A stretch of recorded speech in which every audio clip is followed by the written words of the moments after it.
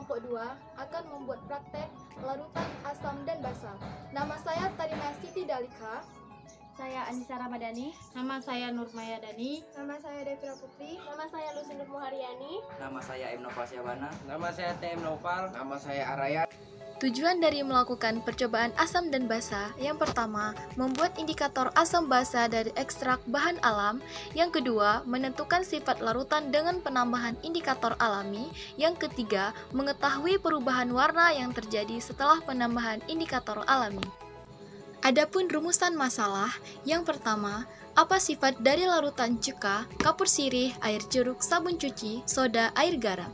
Yang kedua, apakah semua bahan alami yang digunakan dalam percobaan ini bisa digunakan sebagai indikator alami? Kajian teori. Asam merupakan senyawa kimia yang bila dilarutkan dalam air akan menghasilkan larutan dengan pH lebih kecil dari 7.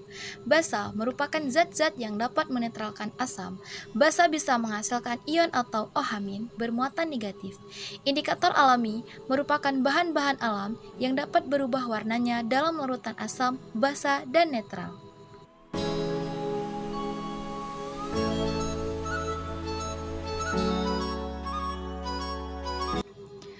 Adapun bahannya, yaitu ada bunga kembang sepatu, ada bunga pacar air, ada tomat, ada kunyit, dan ada juga lengkuas.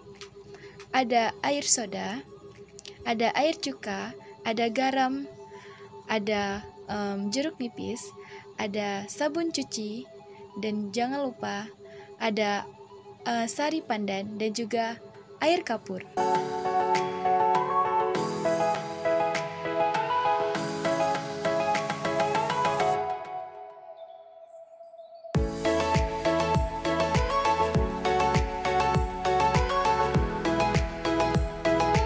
Kami akan melakukan percobaan asam dan basa dari sari tomat yang akan diteteskan oleh Nopal Syabana.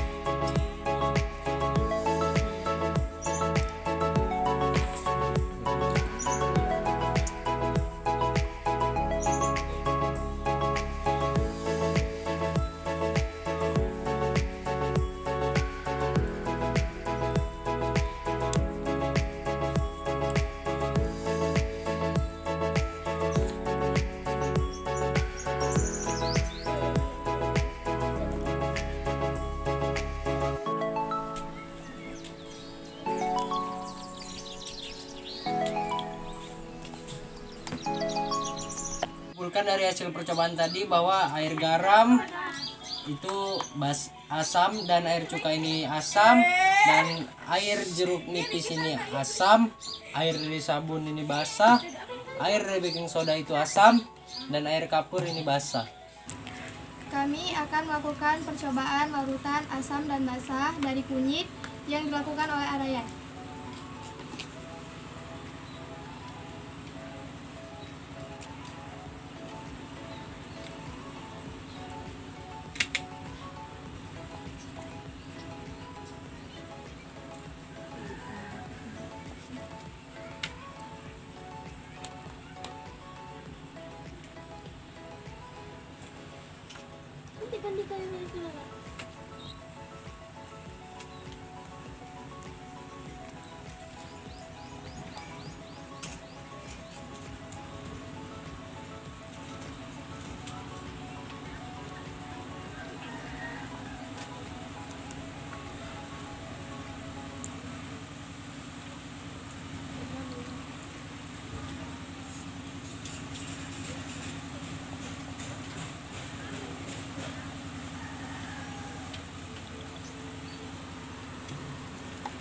Dapat kita lihat bahwa air garam, cuka, air jeruk bersifat asam kuat, dan baking soda, sabun, dan juga kapur bersifat basa. Di sini kami akan melakukan praktek larutan asam dan basa, yaitu dari bahan lengkuas yang akan dipraktekkan oleh teman saya, Anissa Ramadhani.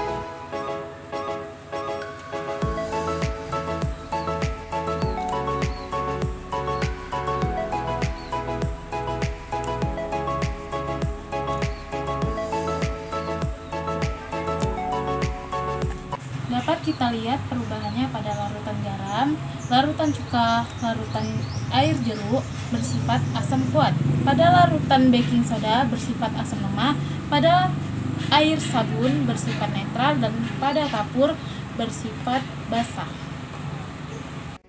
Di sini kami akan melakukan percobaan praktek kimia, yaitu larutan asam dan basa dari bunga kembang sepatu yang akan diteteskan oleh kawan saya.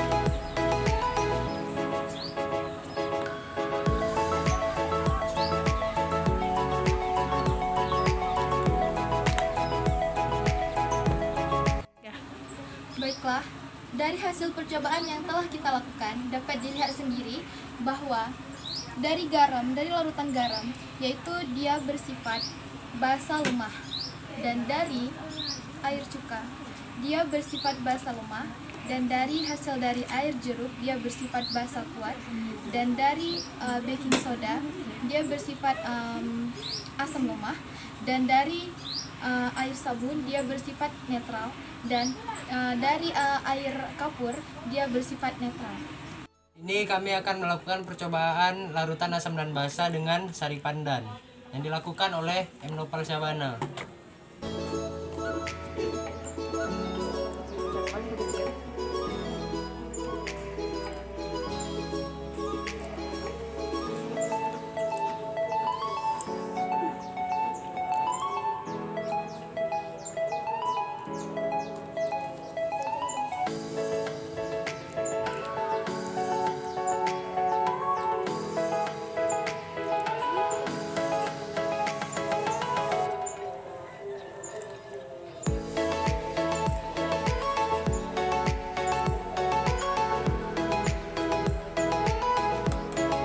Dapat dilihat pada larutan garam dia bersifat basa, dan pada larutan cuka dia bersifat asam, dan pada larutan jeruk dia asam, pada larutan air sabun dia basa, pada baking soda dia asam, dan larutan air kapur dia basa.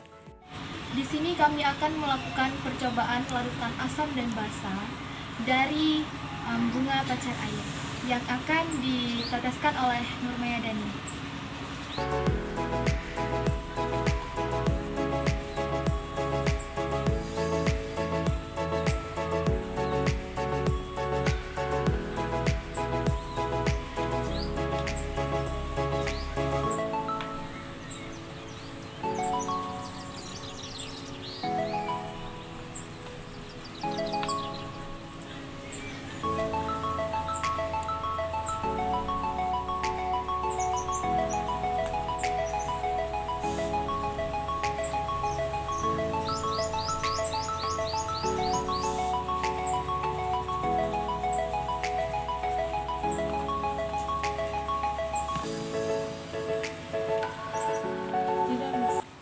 Baiklah, dari hasil percobaan yang telah kita lakukan dapat dilihat bahwa pada larutan garam dia bersifat asam kuat, dan pada baking soda dia bersifat asam lemah, dan pada air sabun dia bersifat netral, dan pada air jeruk dia bersifat basa lemah, dan pada air cuka dia bersifat basa lemah, dan pada air kapur dia bersifat basah. Sekian dari hasil praktek kami akhiri. Wassalamualaikum warahmatullahi wabarakatuh.